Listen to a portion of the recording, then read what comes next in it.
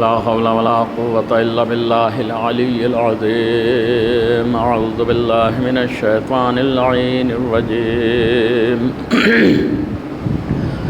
بسم الله الرحمن الرحيم. الحمد لله رب العالمين. الصلاة والسلام على أشرف الأنبياء والمرسلين. وما أرسلناك إلا رحمة للعالمين. محبوب رب المشرقين ورب المغربين. وجد الحسن والحسين المكي المدني القرشي الهاشمي المطلبي الأبطحي. مولانا مقتدانا هادينا وناصرنا بالقاسم محمد.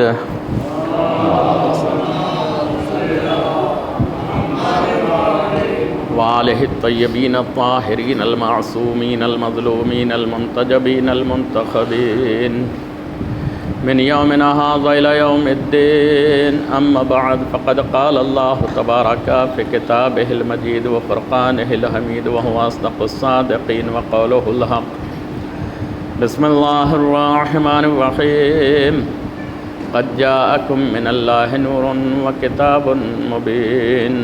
صلوات.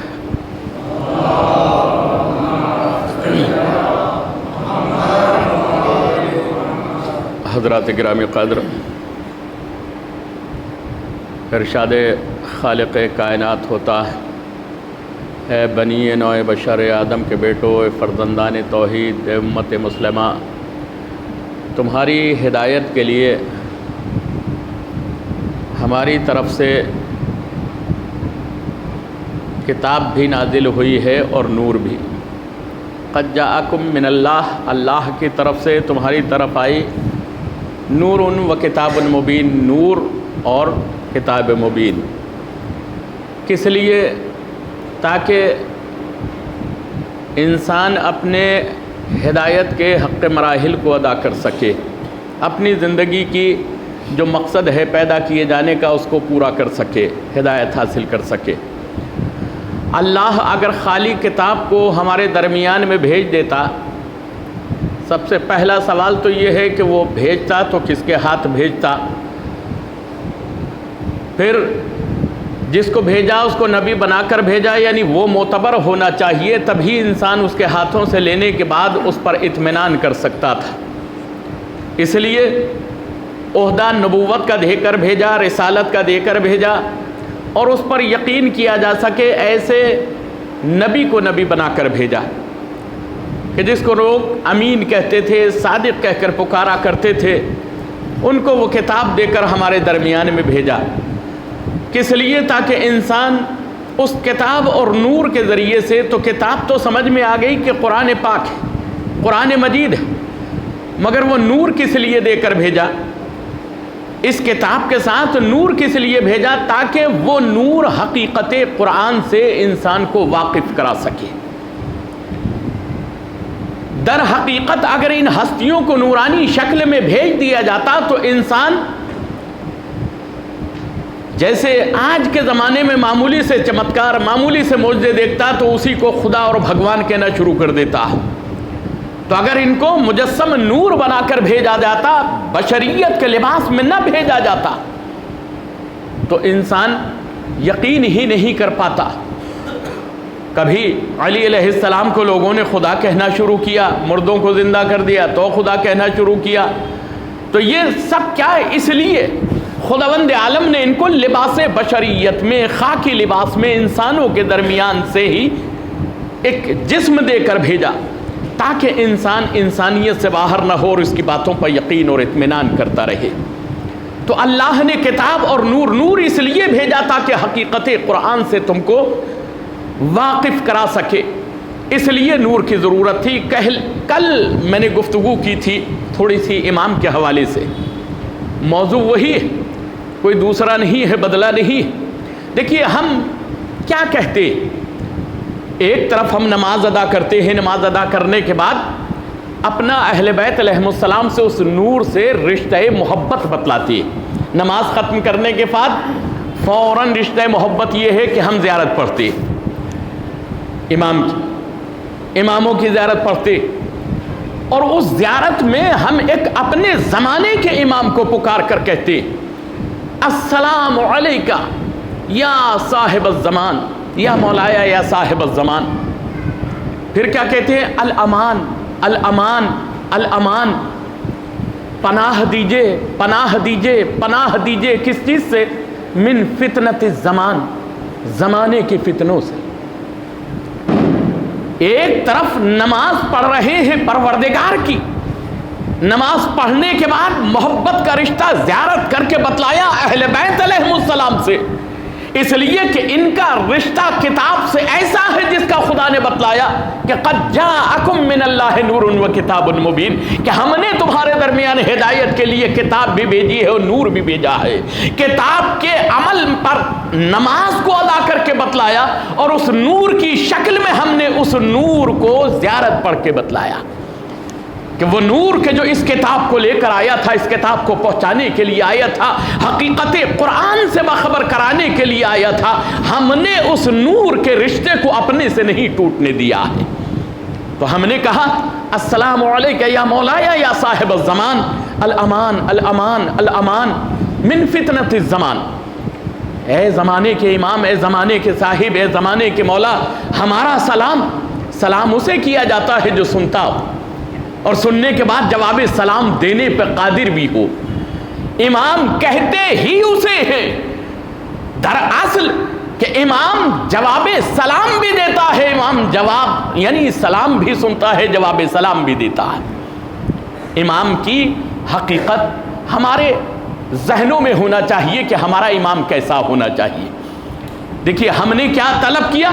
امان دیجئے امان دیجئے امان دیجئے، پناہ دیجئے پناہ دیجئے پناہ دیجئے. زیارت میں پڑھا کس سے؟ من فتنۃ الزمان، زمانے کے فتنوں سے. دیکھیے ہم نے یہاں پہ سورت کے مسجد میں انگلی اٹھا کے امام کو مخاطب کر کے 3 مرتبہ پکارا مغربین کے بعد، الامان الامان الامان من فتنۃ الزمان. اے زمانے کے امام پناہ دیجئے پناہ دیجئے پناہ دیجئے. کن چیزوں سے؟ من فتنۃ الزمان، زمانے کے فتنوں سے. طلب کر لی پناہ. بڑودہ والے بھی اسی وقت میں یہی کہہ رہے تھے، احمد آباد والے بھی یہی کہہ رہے تھے، بھاونگر والے بھی یہی کہہ رہے تھے، یو پی والے بھی یہی کہہ رہے تھے، پاکستان والے بھی یہی کہہ رہے تھے، ایران و شام و عراق والے بھی یہی کہہ رہے تھے، لندن امریکہ والے بھی یہی کہہ رہے تھے. سلام ایک وقت میں ہزاروں اور لاکھوں جگہ پر سلام کیا جاتا ہے، اور لاکھوں کروڑوں جگہ پر سلام کرنے والا ہر جگہ پر یہ پکارتا ہے پناہ دیجئے پناہ دیجئے پناہ دیجئے، امان دیجئے. کس سے؟ من فتنۃ الزمان، زمانے کے فتنوں سے. یعنی اس بات کا کہنا نماز کے بعد، اس بات کا قبول کرنا نماز کے بعد، اس بات کا ثبوت ہے کہ ہمارا امام چاہے ایک وقت میں لاکھ بلائیں یا کروڑ بلائیں، اگر فتنوں سے امان چاہتے ہیں، پناہ چاہتے ہیں، کتنے بھی بلائیں، امام اس کو فتنوں سے پناہ دینے کے لیے ہر جگہ پر پہنچنے کے لیے قادر مطلق ہے. اللہ نے اتنی طاقت ان کو دے کر بھیجی، اتنی طاقت کے مالک ہوتے ہیں امام. ہمارا یہ کہنا صرف زبانی جمع خرچ نہیں ہوتا ہے کہ ہمیں پناہ دیجئے زمانے کے فتنوں سے، اگر دے نہیں سکتے تو پکار کیوں رہے؟ یا کہیے کہ امام اتنی طاقت رکھتا ہے اللہ کی طرف سے کہ جو بھی جہاں بھی جس وقت بھی پکارے اس کی پناہ کے لیے امام اس وقت حاضر ہو جاتی ہے. اور یہ صرف امام کی بات نہیں، جب معرفت کی بات آئی تو میں آپ کے سامنے ایک جملہ عرض کروں. وہ جملہ ماہ شعبان کا ہے. ہم عریضہ لکھتے ہیں، چٹھی لکھتے ہیں، خط لکھتے ہیں. کس کو؟ امام زمانہ کو. 15 ماہ شعبان کی رات کیا لکھتے ہیں؟ جو بھی کچھ دل کی تمنا تھی، دل کی آرزو تھی، دل کی پریشانی تھی، دل کی جو بھی کچھ حاجت تھی، ہم نے سب امام زمانہ کو خط میں لکھا. اور خط میں لکھنے کے بعد کیا کہتے ہیں؟ دریا پہ جاتے ہیں، کنویں پہ جاتے ہیں، تالاب پہ جاتے ہیں. جانے کے بعد کیا کہتے ہیں؟ اس کو ڈالتے وقت السلام علیکہ یا حسین بن روح، سلام ہو اے آپ پر اے حسین بن روح. حسین بن روح کون ہے؟ امام زمانہ کے تیسرے نائب. تیسرے نائب. خط کس کو لکھا؟ امام زمانہ کو. دے کس کو جا رہے ہیں دینے؟ حسین بن روح کو. اور کیا کہہ کر دیتے ہیں؟ ہذہی رقتی، یہ میرا رقہ ہے، یہ میرا خط ہے، یہ میرا عریضہ ہے. فسلمھا الی مولانا صاحب الزمان، بس اس کو امام زمانہ تک پہنچا دیجئے آپ. وانت الثقۃ الامین، آپ معتبر بھی ہیں، آپ لائق اطمینان بھی ہیں، قابل بھروسہ بھی ہیں. عزیزان محترم، ایک خالی صورت والے تو خط نہیں لکھتے، خالی بڑودہ والے بھی نہیں لکھتے. دنیا میں ایک وقت میں ہزاروں لاکھوں کروڑوں لوگ لکھتے ہیں، اور لکھنے کے بعد دریا پر جا کر سب کہتے یہی السلام علیکہ یا حسین بن روح، سلام ہوا آپ پر حسین بن روح، اور یہ میرا رقہ امام زمانہ تک پہنچا دیجیے. آپ ثقۃ الامین ہیں، آپ پر ہمیں بھروسہ ہے، اطمینان ہے. اشہد انک حی مرزوق عند اللہ، بے شک ہم گواہی دیتے ہیں کہ آپ زندہ بھی ہیں. اشہد انک حی و مرزوق، اور آپ اللہ کے یہاں رزق بھی پا رہے ہیں. عند اللہ، اللہ کے پاس آپ زندہ بھی ہیں، آپ رزق بھی پاتے ہیں اللہ کی بارگاہ سے. ہم گواہی دیتے ہیں اس بات کی، آپ زندہ ہیں، آپ رزق پاتے ہیں اللہ کی بارگاہ سے. ہمارا یہ رقہ امام زمانہ تک پہنچا دیجئے، آپ ثقۃ الامین ہیں. عزیزان محترم، ہزاروں کروڑوں لوگوں نے ہزاروں کروڑوں جگہ پر ایک ہی وقت میں جا کر یہ عریضہ حسین بن روح کے حوالے کیا. ہم امام زمانہ کے بارے میں ٹاپک ٹوئیے مارتے ہیں. جس امام کا نائب اتنی قدرت کا مالک ہو کہ ایک وقت میں کروڑوں لوگوں سے عریضہ لے کے امام زمانہ تک پہنچا دے، اس کا امام کتنا طاقت کا مالک ہوگا. خالی آپ نائب کو دیکھیے، تیسرے نائب تھے حسین بن روح. آج بھی ہم ان کو زندہ سمجھتے ہیں، اللہ کی بارگاہ سے وہ رزق حاصل کرتے ہیں. آج بھی ہم ان کو ثقۃ الامین سمجھتے ہیں، بھروسے کے لائق سمجھتے ہیں، اور وہ ہمارا خط امام زمانہ تک پہنچاتے ہیں. تو جس کا امام اتنا بلند ہو، اب آپ اندازہ کریں. دوسرا ایک جملہ آپ کو سناؤں. ہم نمازوں میں یہ نمازیں ادا کرتے ہیں، بے حول اللہ بھی پڑھتے ہیں، مگر سوچتے نہیں، اٹھتے بھی ہیں، سوچتے نہیں ہیں، بیٹھتے بھی ہیں، سوچتے نہیں ہیں، کہتے بھی ہیں، سوچتے نہیں ہیں کہ کہتے کیا ہے. بحول اللہ وقوتہ اقوم واقعد، میں تیری ہی مدد سے پروردگار بیٹھتا بھی ہوں اور اٹھتا بھی ہوں. تو سب یہی تو کہہ کر جاتے ہیں، تو پھر ایک دوسرے کو توڑنے پر آمادہ کیوں ہے؟ ایک دوسرے کو تکلیف پہنچانے پہ تلے ہوئے کیوں ہیں، جب سب برابر میں یہی سب کچھ کہہ کر جا رہے ہیں؟ نماز کے بعد جب زیارت پڑھتے تو زیارت کا ایک جملہ اور کہتے، السلام علیکہ یا شریک القرآن، سلام ہوئے آپ پر اے شریک قرآن، اے قرآن کے حصے دار، بھاگی دار، قرآن کے شریک. شریک جانتے ہیں آپ کسے کہتے؟ یعنی جیسا قرآن ویسا ناطق قرآن، بس صرف فرق اتنا ہے کہ قرآن صامت ہے، یہ قرآن ناطق ہے جس کو نور کہہ کر پکارا گیا ہے. قد جاءکم من اللہ نور و کتاب مبین، ہم نے اپنی طرف سے تمہاری ہدایت کے لیے نور بھی بھیجا ہے اور کتاب بھی بھیجی ہے. یہ نور کیوں بھیجا؟ کہ اگر تم پریشانی میں مبتلا ہو تو اس نور کو آواز دینا، اس نور کو مدد کے لیے بلانا. تو ہم نے آواز دی، السلام علیکہ یا شریک القرآن، سلام ہوا آپ پر اے قرآن کے شریک. تو جیسا قرآن ویسا امام. قرآن کا دعویٰ کیا ہے؟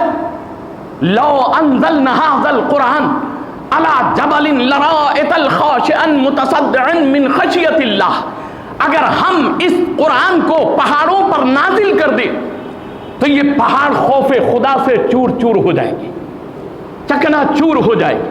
خاشعا متصدعا، ٹکڑے ٹکڑے ہو جائیں گے خوف الہی سے. تم نہیں، اگر ہم نازل کر دیں. لو انزلنا، اگر ہم نازل کر دیں، تم تو کسی بھی پہاڑ پہ رکھا ہو. اگر ہم اس کو نازل کر دیں پہاڑ پر تو یہ خوف خدا سے چور چور ہو جائے گا، ٹکڑے ٹکڑے ہو جائے گا۔ تو یہ قرآن کا دعویٰ اگر پہاڑ پر نازل ہو جائے تو ٹکڑے ٹکڑے ہو جائے، پراگندہ ہو جائے، سرما ہو جائے۔ اور شریک قرآن کا دعویٰ اگر یہ میدان مباہلہ میں عیسائی نجران کے سامنے آ جائے تو نجران کے عیسائی دیکھ کر کہیں میں ان میں ایسی ہستیاں دیکھ رہا ہوں، اگر پہاڑوں کو اشارہ کر دیں تو یہ پہاڑ اپنی جگہ چھوڑتے ہوئے نظر آ جائے۔ ایک صلوات بھیجی محمد و آل محمد کے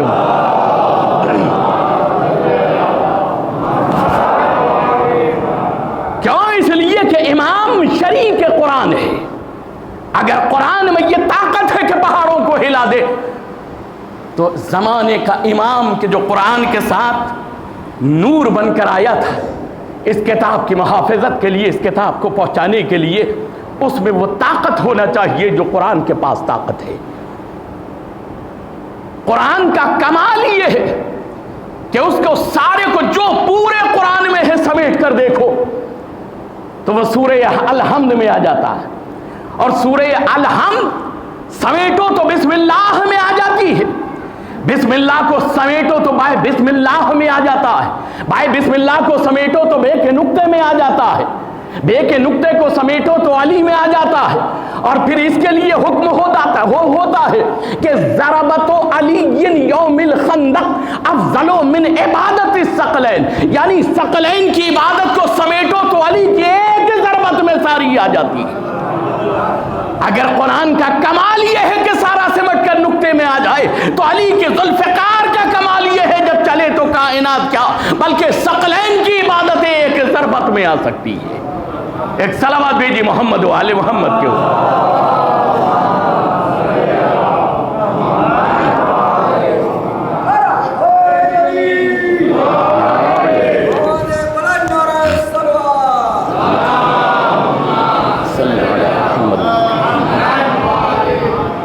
عزیزو، امام شریک قرآن ہے۔ اگر قرآن سے مردے جلائے جاتے ہیں تو امام شریک قرآن ہے، اس کے اندر یہ طاقت ہونا چاہیے کہ وہ مردے کو زندہ کر دے۔ اگر قرآن پڑھ کے مردے کی تکلیف آسان کی جا سکتی ہے تو امام میں وہ طاقت ہے کہ اگر نگاہ بھر کر زندہ کو مردہ سمجھ کر دیکھ لے تو زندہ جنازہ مردہ جنازے میں تبدیل ہو جاتا ہے۔ کیوں؟ اس لیے کہ امام شریک قرآن ہوتا ہے، امام شریک قرآن ہوتا ہے۔ تو قرآن سے ہرگز قدر و قیمت امام کی کم نہیں ہوتی ہے، بلکہ برابر کی سمجھیے، بلکہ آپ سمجھیں گے کہ یہ خاموش قرآن ہے اور یہ بولتا قرآن ہے۔ اتنا آپ سمجھیے، انہوں نے سمجھایا تو سمجھ میں آیا، اگر خالی بھیج دیا جاتا تو کوئی سمجھ میں نہیں پاتا۔ اب آپ سمجھیے صحیح، اس لیے یہ وارثان قرآن ہے۔ ایک صلوات بھیجے محمد و آل محمد۔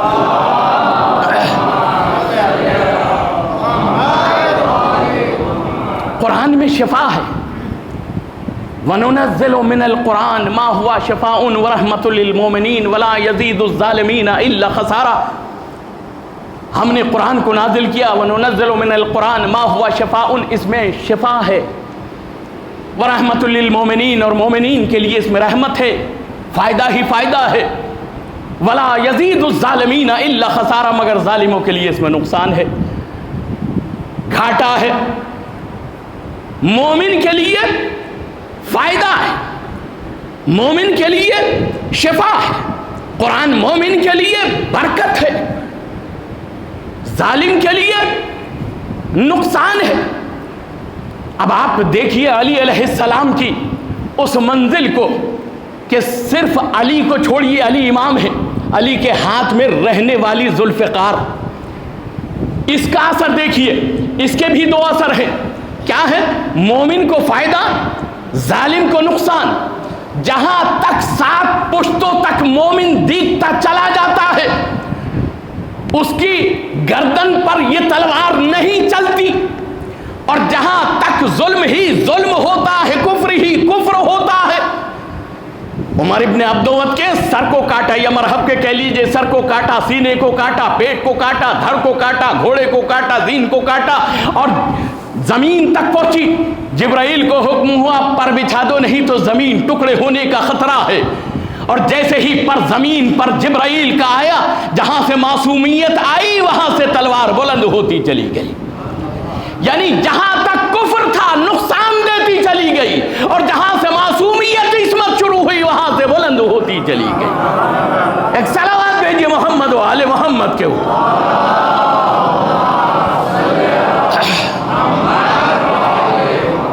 تو امام خالی خود صاحب شفا نہیں ہے، بلکہ اس کے ہاتھ میں جو تلوار اللہ نے دی ہے وہ بھی مبارک ہے، وہ بھی شفا ہے، وہ بھی ظالم کے لیے نقصان دہ ہے، وہ بھی مومن کے لیے لائق برکت ہے، سبب برکت ہے۔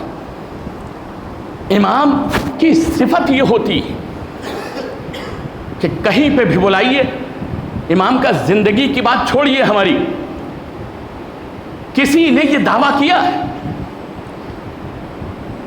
کہ میں وقت موت تمہارے سراہنے آؤں گا؟ کسی نے یہ دعویٰ کیا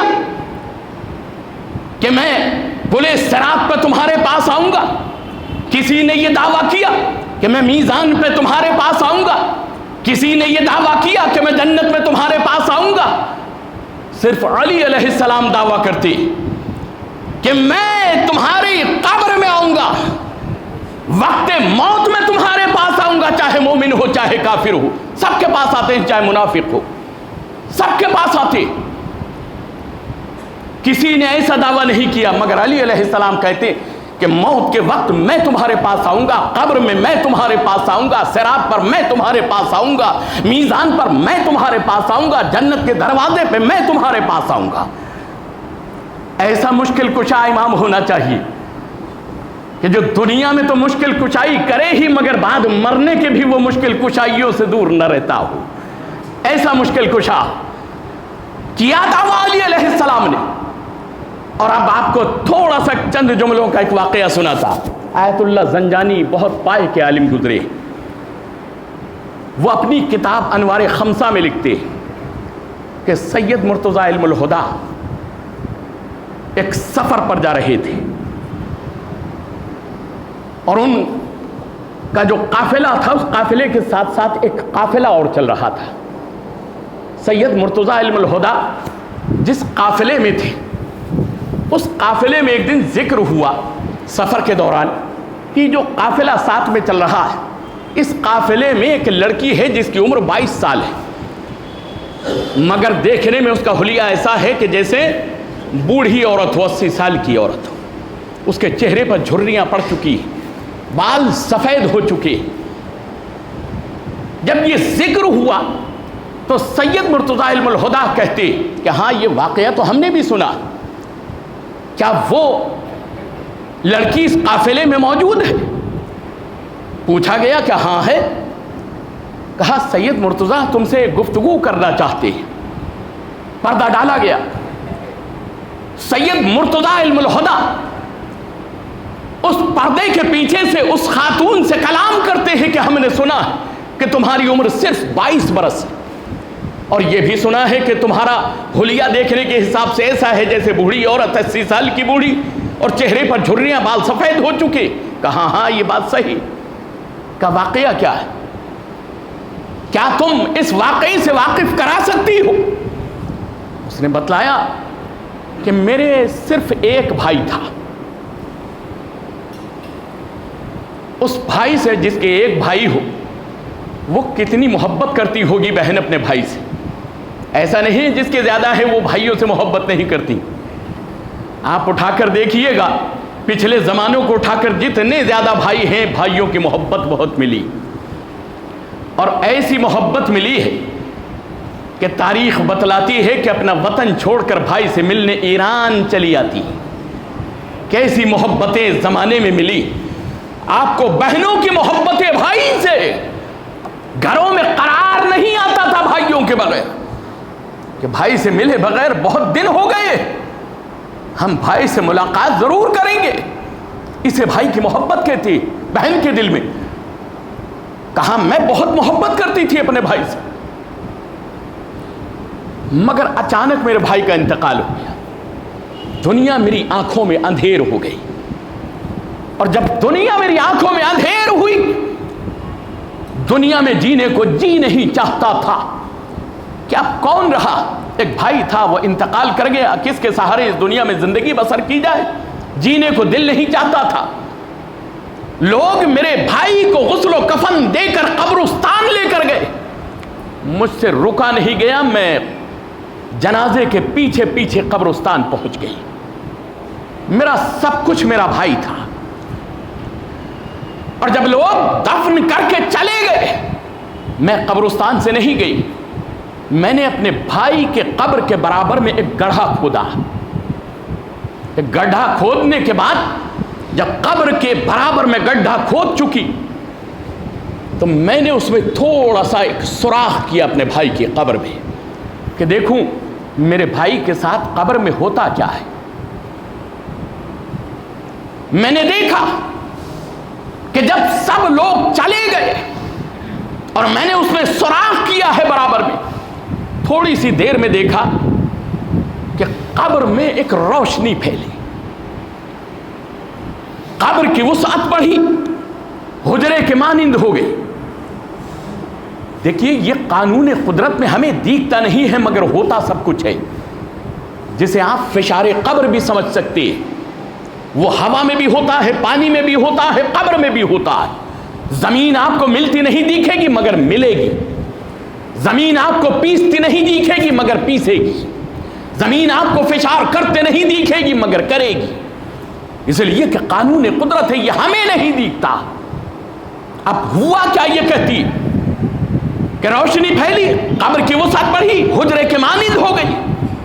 اور جب حجرے کے مانند ہو گئی تو دیکھا کہ 2 فرشتے اس قبر میں داخل ہوئے، چہرے ان کے ہیبت ناک، ہاتھوں میں گرز لیے ہوئے، اور وہ اس قبر میں داخل ہوئے.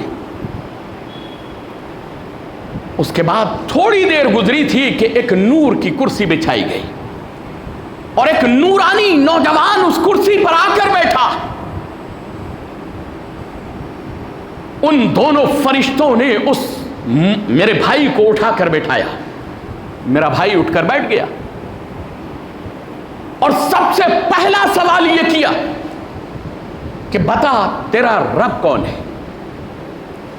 سنے وہ لوگ جو قبرستان جاتے، سنے وہ لوگ جو قبر میں میت کو لے کے اترتے، سنے وہ لوگ کہ جو قبر میں میت کو تلقین پڑھاتے، سنے وہ لوگ جو میت کو کاندھا دیتے ہیں، اسمع افہم اسمع افہم کہہ کر اس کے کاندھوں کو ہلاتے ہیں، کہ جب میت کو اٹھا کر بیٹھا دیا گیا سب سے پہلا سوال فرشتوں نے کیا من رب کا، تیرا رب کون ہے. جب پہلا سوال میرے بھائی سے ہوا، میں سن رہی تھی، میں دیکھ رہی تھی، میرے بھائی کی زبان میں اتنی طاقت نہ تھی کہ وہ جواب دے سکے.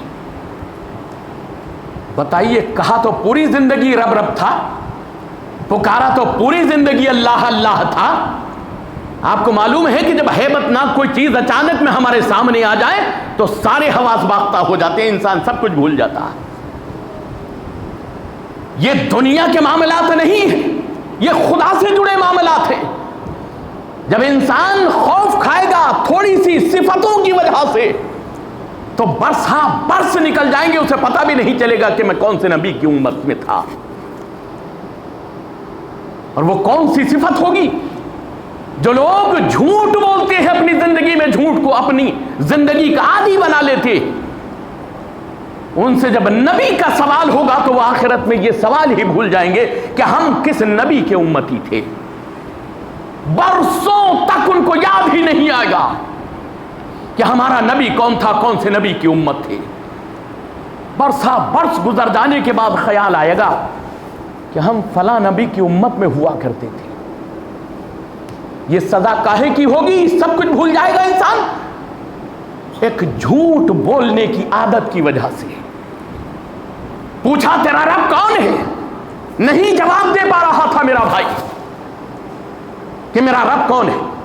وہ جو کرسی پہ جوان نورانی بیٹھا تھا اس نے سہارا دیا کہ بولتا کیوں نہیں اللہ ربی، اللہ میرا رب ہے. کہہ دے کہ اللہ میرا رب ہے، کہتا کیوں نہیں؟ جیسے ہی اس نوجوان نے جو کرسی پر نورانی بیٹھا تھا اس نے یہ کہا کہ کہ تیرا رب اللہ ہے، تو میرے بھائی کی زبان میں طاقت آئی، لکنت دور ہوئی. میرے بھائی کو جب سہارا ملا تو اس نے کہا کہ محمد مصطفیٰ میرے نبی ہیں.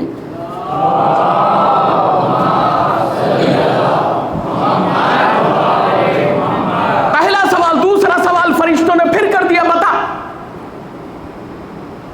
تیرا رب کون ہے؟ اللہ. نبی کون ہے؟ بتلایا محمد مصطفیٰ. دوبارہ پھر انہوں نے مدد دی، مگر اب تیسرا سوال جب پوچھا کہ بتا تیرا امام کون ہے، اب خاموش. پھر میرے بھائی سے کوئی جواب نہیں بن پڑ رہا. میرا بھائی اس نوجوان کی طرف دیکھتا ہے کہ شاید جیسے 2 مرتبہ میں مجھے سہارا دیا، شاید تیسری مرتبہ بھی مجھے بتلا دے، مجھے سہارا دے دے.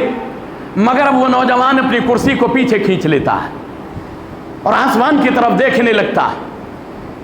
3 مرتبہ فرشتوں نے پوچھا بتا تیرا امام کون ہے. میرا بھائی جواب نہ دے سکا، گھبراہٹ چہرے پر تھی. مجھ سے رہا نہیں گیا، میں نے دیوار کو توڑ کر کہا کہ آپ بتا کیوں نہیں دیتے؟ آپ نے اللہ کے بارے میں میرے بھائی کو بتا دیا کہ اللہ تیرا رب ہے، کہتا کیوں نہیں ہے؟ محمد مصطفیٰ تیرا نبی ہے، بتا دیا، سہارا دے دیا، مگر آپ بتاتے کیوں نہیں ہے اس کا امام کون ہے؟ تو ایک مرتبہ کہا کہ دیکھو اگر اس نے زندگی میں مجھے امام مانا ہوتا تو میں بتا دیتا کہ تیرا امام کون ہے. جب زندگی ہی میں اس نے مجھے امام نہیں مانا تو میں کیسے اس کو سہارا دوں، کیسے مدد دوں کہ میں تیرا امام ہوں. عزیزان محترم پھر یہ بتلاتی ہے کہ جب نہ بتا سکا میرا بھائی تیرا امام کون ہے، گرز مارے قبر کو انگاروں سے بھر دیا.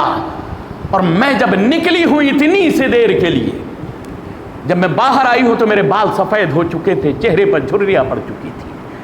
ہمیں لگتا ہے منٹ سیکنڈ میں سوال جواب پورے ہو جاتے، یہ ہمارا وقت ہوتا ہے، مگر جہاں اندر کا وقت شروع ہوتا ہے اور سوال جواب شروع ہوتے ہیں وہ کتنے برس میں گزر جاتا ہے یہ پتہ بھی نہیں چلتا، کہ بال سفید ہو جاتے ہیں، چہرے پر جھریاں آ جاتی ہیں. اتنا زمانہ گزر گیا ہوتا ہے. یہ کہتی ہے اتنے لمحوں کے بعد جب میں قبر سے نکلی ہوں تو میرے چہرے پر جھریاں پڑ چکی تھیں، میرے بال سفید ہو چکے تھے، میں بوڑھی ہو چکی تھی. میں نے اپنی آنکھوں سے دیکھا ہے. نکلنے کے بعد اپنے قبیلے میں آئی، اپنے خاندان والوں سے کہا، اپنے قبیلے والوں سے کہا، اپنے کٹمب والوں سے کہا، رشتہ داروں سے کہا کہ دیکھو اللہ پر خالی کوئی نہیں بخشا جائے گا، محمد الرسول اللہ پر بھی خالی کوئی نہیں بخشا جائے گا. جب تک علی ولی اللہ نہیں ہوگا انسان کی بخشش ناممکن ہے. ایک صلوات بھیجیے محمد و آل محمد کے اوپر.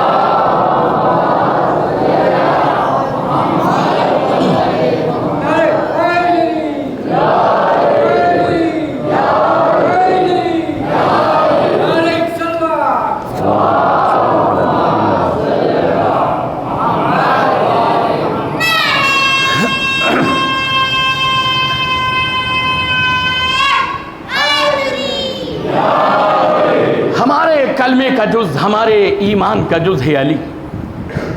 ہماری عبادتیں اگر علی ہماری زندگی میں نہیں ہے، ایمان میں نہیں ہے، کلموں میں نہیں ہے، اسلام میں نہیں ہے تو ساری عبادتیں بیکار ہیں. بے حب اہل بیت عبادت حرام ہے.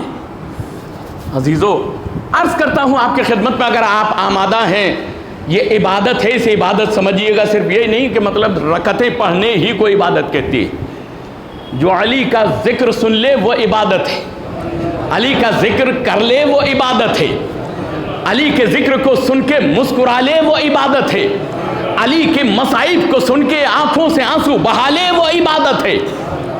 علی زندگی ہے انسان کی. اب میں عرض کرتا ہوں کہ جب مولا کائنات کے 19ویں کے شب ضرب لگی تو مولا کائنات کو سب اٹھا کر بیت الشرف میں لائے. اندر پہنچ گئے مولا اور سب دروازے کے باہر رکے ہوئے زار و قطار رو رہے کہ دین و دنیا کا مولا اور اس کے ضرب لگی ہو، ایسا عادل امام اور اس کے ضرب لگی ہو، ایسا رحیم امام اور اس کے ضرب لگی ہو، ایسا غریبوں کا مسیحا کہ جو جھونپڑیوں میں ڈھونڈ ڈھونڈ کے کراہتے ہوئے بوڑھوں کے ذہن میں نوالے دے کر آتا ہو، اور اس نوالے کھانے والے کو خبر نہ ہو کہ مجھے کھانا کھلا کر کون جاتا تھا۔ ایسا للہیت کے لیے، اللہ کے لیے کام اور عمل انجام دینے والی شخصیت وہ ہے علی۔ عزیزان محترم، جب رونا پیٹنا بڑھا، امام حسن باہر نکل کر آئے بابا کے حکم سے اور کہا کہ دیکھو میرے بابا اس وقت گھر میں آ چکے، میرے بابا کا قاتل ابن ملجم ہماری قید میں ہے، میرے بابا کو جب ہوش آئے گا اس کے بارے میں جو وہ فیصلہ کریں گے وہ ہمیں منظور ہوگا، اب تم لوگ اپنے اپنے گھروں کو چلے جاؤ۔ سب لوگ چلے گئے، مگر اسبغ بن نباتہ وہیں پر کھڑے رہے اور زار و قطار روتے رہے۔ جب رونے کی آواز امام حسن کے کانوں میں دوبارہ پہنچی تو امام حسن پھر نکل کر آئے اور آنے کے بعد میں کہا کہ اسبغ، کیا میرے بابا کا حکم نہیں سنا آپ نے؟ یہ علی کے صحابی تھے، علی کے چاہنے والے تھے، علی کے محب تھے۔ کہا سنا ہے مولا۔ کہا تو پھر کیوں کھڑے رو رہے ہو، کیوں اپنے گھر کو نہیں گئے؟ تو اسبغ کہتے ہیں مولا ایک مرتبہ اپنے امام کو دیکھنا چاہتا۔ کتنی محبت ہوگی اسبغ کو علی سے، کتنی محبت ہوگی۔ مولا میں اپنے مولا کا چہرہ دیکھنا چاہتا ہوں آخری مرتبہ، اور کیا کہ میں ایک حدیث بھی مولا سے سننا چاہتا ہوں۔ اسے کہتے ہیں ہادی۔ آج کے زمانے میں کتنی حدیثیں ڈھونڈ ڈھونڈ کے سنانے کے لیے پکڑا جاتا ہے کہ آپ سن لو، آپ مان لو، آپ عمل کر لو، مگر وہاں تڑپتے تھے لوگ حدیثیں سننے کے لیے اماموں کی۔ اسبغ کہتے ہیں میں امام سے حدیث سننا چاہتا کہ میں اپنے بابا سے اجازت لے کر آتا۔ امام حسن اندر گئے کہ بابا وہ آپ کا دیدار کرنا چاہتا ہے، وہ آپ کے چہرے کی زیارت کرنا چاہتا ہے، وہ آپ سے حدیث سننا چاہتا ہے۔ کہا بلا لاؤ، اسبغ کو بلا لو۔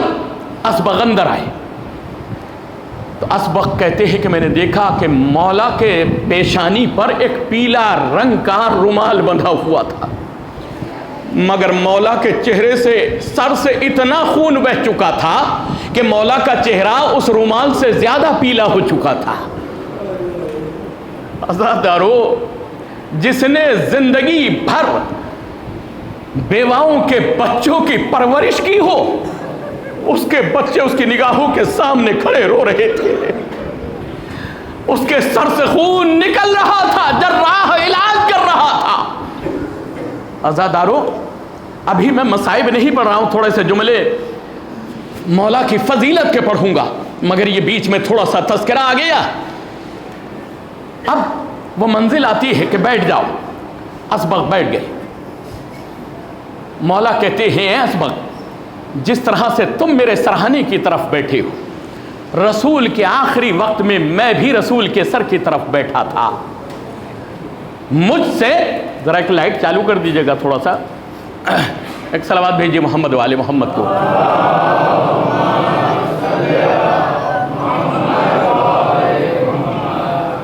اسبغ بیٹھے کہتے ہیں کہ میں بھی رسول السلام کے پاس وقت آخر ان کے ایسے ہی بیٹھا تھا، اور وقت آخر رسول السلام نے مجھ سے کہا کہ علی تم میری مسجد میں جاؤ، یعنی مسجد نبوی میں جاؤ، اور میرے ممبر پر چڑھو، لوگوں کو بلاؤ، جمع کرو، اور میری ایک سیڑھی ممبر کی چھوڑ کے اس کے بعد کی سیڑھی پر بیٹھو، اور لوگوں سے کہو جمع کرنے کے بعد کہ جو انسان اپنے ماں باپ کو ترک کر دے، جو اپنے ماں باپ کی نافرمانی کرے، اس پر خدا کی لعنت۔ دیکھیں کیسے عالم میں ہے رسول السلام، مرض الموت میں مبتلا ہے، اور علی کو ایسے ہنگام میں مسجد میں بھیج رہے کہ جاؤ ممبر کی ایک سیڑھی چھوڑنے کے بعد ممبر پر بیٹھو اور کہو لوگوں کو جمع کرنے کے بعد، جو اپنے ماں باپ کو ترک کر دے، جو اپنے ماں باپ کی نافرمانی کرے، اس پر خدا کی لعنت۔ ہم کتنی لعنتیں دوسروں پر بھیجتے ہیں، کبھی خیال کیا کہ کوئی لعنت دن میں ہمارے گلے میں تو نہیں پڑ جاتی؟ ہم غور کریں، فکر کریں۔ پھر رسول نے اسبق سے مولا کہتے کہ سنو، رسول اسلام نے پھر یہ کہا کہ دیکھو، اسی منبر سے یہ کہنا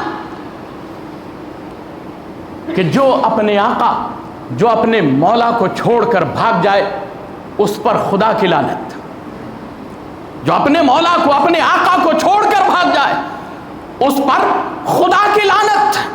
اور تیسرے کہنا کہ جو مزدور کی مزدوری نہ دے اور مزدور پر ظلم کرے اس پر خدا کی لعنت۔ سنیں علی کے چاہنے والے، علی کے ذریعے سے رسول یہ پیغام منبر سے پہنچوانا چاہتے ہیں مسلمانوں کے پاس۔ وقت آخر میں علی کہتے ہیں میں مسجد میں گیا، جانے کے بعد منبر پر پہنچا، لوگوں کو جمع کیا اور ایک سیڑھی چھوڑ کر منبر پر بیٹھ کر میں نے رسول اسلام کا حکم سنایا کہ جو اپنے ماں باپ کو ترک کر دے، اپنے ماں باپ کی نافرمانی کرے اس پر خدا کی لعنت، جو اپنے آقا کو، مولا کو چھوڑ کر بھاگ جائے اس پر اللہ کی لعنت، جو مزدور کی مزدوری نہ دے اس پر ظلم کرے اس پر اللہ کی لعنت۔ اور میں اتنا پیغام دینے کے بعد جب منبر سے اترا تو ایک کونے سے مسجد کی آواز آئی ایک شخص کی کہ علی، تم نے پیغام تو سنا دیا، حکم تو سنا دیا، مگر اس کی وضاحت نہیں کی۔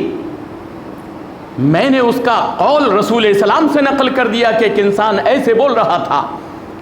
تو ایک مرتبہ مولا کہتے ہیں کہ رسول اسلام نے میری انگلی کو اپنے دونوں ہاتھوں کے بیچ میں پکڑ کے کہا کہ علی، میں اور تم امت کے باپ ہیں، جو ہم کو چھوڑ دے، ہمیں ترک کر دے اس پر خدا کی لعنت ہے۔ میں اور تم اے علی امت کے آقا و سردار ہیں، جو ہمیں چھوڑ کر بھاگ جائے اس پر خدا کی لعنت ہے۔ اے علی، میں اور تم امت کے مزدور ہیں، جو ہماری مزدوری نہ دے اس پر اللہ کی لعنت ہے۔ مزدور کیسے؟ قل لا اسألکم علیہ اجرا الا المودۃ فی القربى۔ یہ امامت کی مزدوری تھی، یہ نبوت کی مزدوری تھی جو محبت کی شکل میں مانگی جا رہی تھی، اور رسول نے بتلایا جو مزدور کی مزدوری ادا نہ کرے اس پر خدا کی لعنت ہوتی ہے۔ عزیزان محترم، یہ ہیں وہ منزلیں، مگر وہ مولا وقت تو زیادہ ہو چکا۔ تاریخ بتلاتی آخری ماہ رمضان المبارک سن 40 ہجری کا کوفہ، ایک دن کی افطار امام حسن کے گھر پر کرتی اور ایک دوسرے دن کی افطار امام حسین کے گھر پر کرتی، اور ایک دن کی افطار عبداللہ ابن جعفر کے گھر کرتے ہیں، یعنی جناب زینب کے گھر کرتے ہیں۔ مگر روایت میں لکھا کہ 3 لقموں سے زیادہ نہیں کھاتا تھا میرا مولا۔ جب پوچھا گیا مولا ذرا بتلا دیں کہ آپ اتنا کم کیوں کھاتے ہیں، تو علی علیہ السلام نے کہا کہ زندگی کے 1 یا 2 دن تو صرف باقی بچے ہیں، میں اپنے رب کی بارگاہ میں بھوکا جانا چاہتا ہوں، اپنے پروردگار کی بارگاہ میں، اپنے بادشاہ کی دربار میں میں بھوکا جانا چاہتا، اس لیے میں پیٹ بھر کر کھانا نہیں کھاتا۔ عزادارو، جناب ام کلثوم نے جو کی روٹیاں، نمک اور دودھ کا پیالہ بھر کے اپنے بابا کے سامنے رکھا ہے۔ یہ کون علی جو اب تک کی اس منزل میں یہی کہتا چلا آیا تھا، ما عبدتک حق عبادہ، پروردگار مجھ سے تیرا حق عبادت ادا نہ ہو سکا۔ کیسا عبادت گزار تھا علی، 500 رکعت نمازیں پڑھنے کے بعد، ایک رات میں 1000 تکبیریں بلند کرنے کے بعد یہ جملہ زبان سے ادا کرتا ہے، ما عبدتک حق عبادہ، اے پروردگار میں تیرا حق عبادت ادا نہ کر سکا۔ کیسی معرفت ہوگی علی علیہ السلام کی۔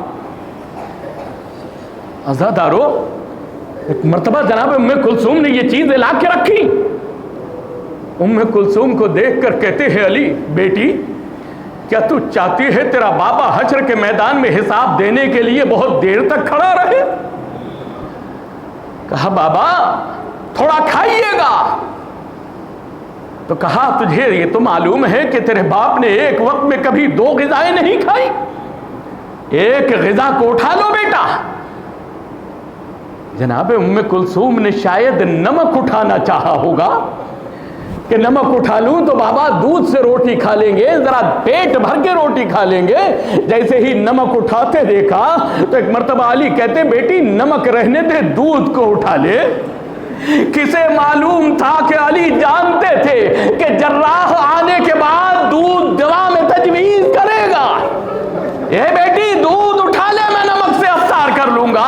علی نے جو کی روٹی ارے نمک سے کھانے کے بعد الحمدللہ رب العالمین کا جملہ کہا. عزادارو, رات کے 12 بجے کے بعد کا وقت, آدھی رات کا وقت چلا ہے, اور گھر سے نکلے. امام حسن اور امام حسین سے کہا آج کی رات تمہارا گھر میں رہنا بہت ضروری ہے.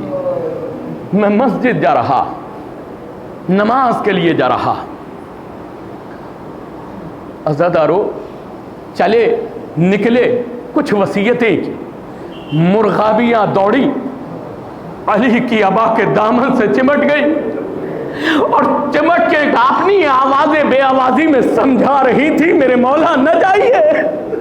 اے مولا, ارے پرندے بھی سمجھ رہے تھے میرا مولا آخری وقت چھٹ کر جا رہا ہے, ورنہ نماز پڑھنے تو علی ہر روز جایا کرتے تھے.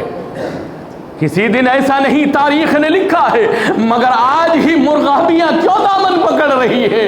اس لیے کہ مرغابیوں کو بھی معلوم ہو چکا تھا ہمارا مولا ارے آخری مہمان بن کے جا رہا ہے. بس سزادارو, ایک مرتبہ مرغابیوں کو دیکھنے کے بعد علی حسن و حسین سے کہتے ہیں اے بیٹا ان کا خیال رکھنا, اگر تم ان کے کھانے پانی کا انتظام نہ کر سکو تو انہیں قید کر کے نہ رکھنا, انہیں آزاد کر دینا. اے میرے مولا, آپ گوارا نہیں کر سکتے آپ کے گھر کے جانور بھوکے اور پیاسے رہ جائیں. اے مولا ذرا کربلا میں آ جا, ارے سکینہ پیاسی بھی ہے اور بھوکی بھی, 3 دن کی بھوک بھی ہے اور پیاس بھی, اور جب پانی نظر آتا ہے مانگتی ہے, زمین پر پانی دکھا کر بہا دیا جاتا ہے. عزادارو, ارے مولا کی رحم دلی کون سمجھ سکتا ہے؟ وصیت کر دی. وصیت کرنے کے بعد پھر دروازے سے نکلے, زنجیر در نے مولا کے کاندھے کو بوسہ دیا. مولا میرا آگے بڑھا, مسجد میں پہنچا, اور مسجد کوفہ میں پہنچنے کے بعد ابن ملجم کو سوتا ہوا دیکھا. ارے الٹا سویا ہوا تھا, تلوار چھپائے ہوئے تھا. علی کہتے ہیں ارے تمہیں مجھے معلوم ہے تو کیا چھپائے ہوئے ہے. بس عزادارو, گلدستہ اذان پر گئے, اذان کہی, اذان کہنے کے بعد نماز شروع کی, اور جیسے ہی نماز شروع ہوئی ایک مرتبہ کے ضرب چلی, علی کا سر زخمی ہو گیا.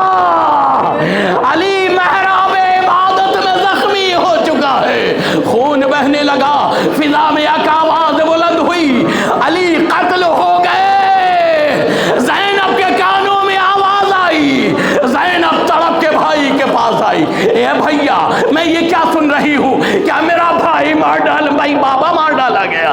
ارے میں کیا سن رہی ہوں, ذرا جلدی سے بابا کی خبر لے کر آؤ. بس سزادارو, ایک مرتبہ حسن و حسین گئے. میں کہتا ہوں بی بی آج تو حسن و حسین گھر میں تھے, آپ نے بابا کی خبر منگا لی کہ جب, مگر اس وقت کیا کریں گی جب شمر کا خنجر آپ کے بھائی حسین کی گردن پر چل رہا ہوگا, زینب آواز دیں گی اے میرے اے پسرے سعد, میرا ماجایا ذبح ہو رہا ہے اور تو کھڑا ہوا دیکھ رہا ہے.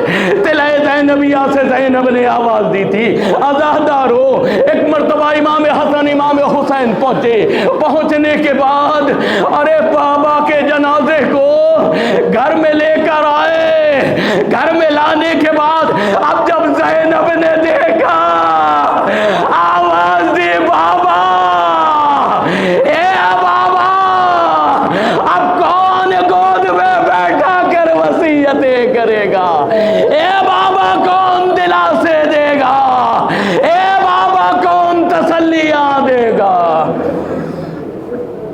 لعنت اللہ علی قوم الظالمین. ماتم حسین.